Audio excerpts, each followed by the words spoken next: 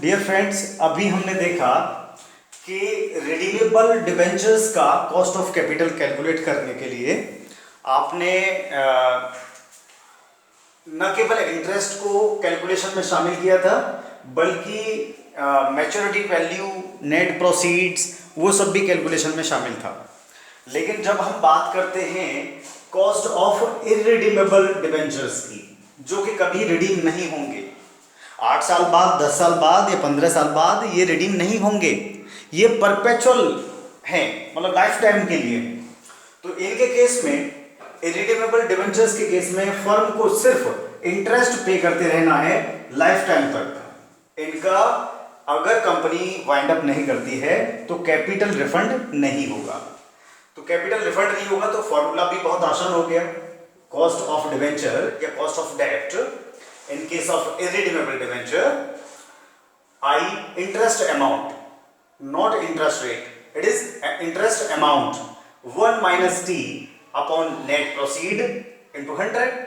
तो सिर्फ इंटरेस्ट को आप कैलकुलेशन में लेंगे, कोई कैपिटल का रिफंड यहाँ नहीं है। तो एक क्वेश्चन इस पर उठा के देखते हैं कि मैंने सॉल्व इसको आसान कर दिया, जिसमें दिया था कि इंटरेस्ट रेट 12% है और टैक्स रेट 35% है।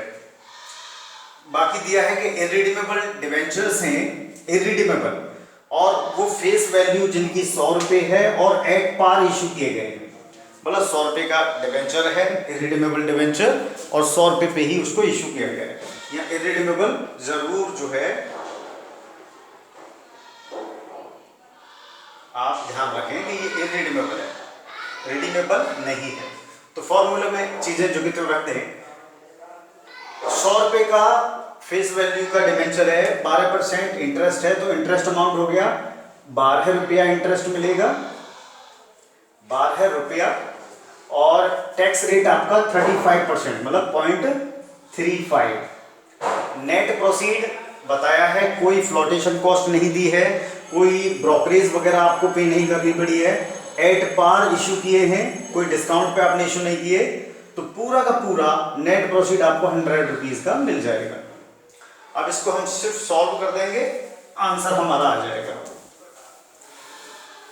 इररिडीमेबल डिबेंचर का ये कैलकुलेशन बहुत आसान है, सिर्फ इंटरेस्ट का आप जो है कैलकुलेशन में रखेंगे और 1 माइनस 0.35, आंसर आपका आ जाएगा, यहाँ बचा 0.65 अपॉन 100 इंटू 100। तो ये आपका आंसर रहा 7.8%।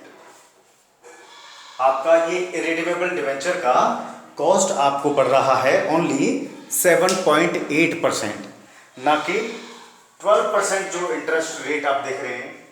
7.8%। ये क्यों कम आया?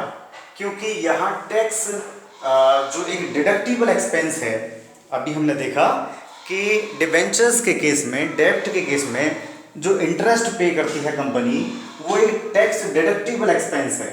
तो वो आपने यहाँ उसको एडजस्ट किया टैक्स रेट को, और इस तरीके से आपकी जो कॉस्ट पड़ रही है इररिडीमेबल डिबेंचर्स की, वो इंटरेस्ट रेट से भी कम आ रही है। क्योंकि ये 12% जो इंटरेस्ट आप पे करेंगे, वो अब जब आप प्रॉफिट्स अपने कैलकुलेट करेंगे तो इस इंटरेस्ट को अपने रेवेन्यू में से डिडक्ट करने के बाद प्रॉफिट निकालेंगे, और उस इंटरेस्ट के बाद जो प्रॉफिट बचेगा उस पे आपको ये जो टैक्सेस हैं वो देने हैं। तो पूरी रेवेन्यू पे आपको टैक्सेस नहीं देने हैं। तो इंटरेस्ट का जो फायदा है आपको, वो इस तरह से दिख रहा है।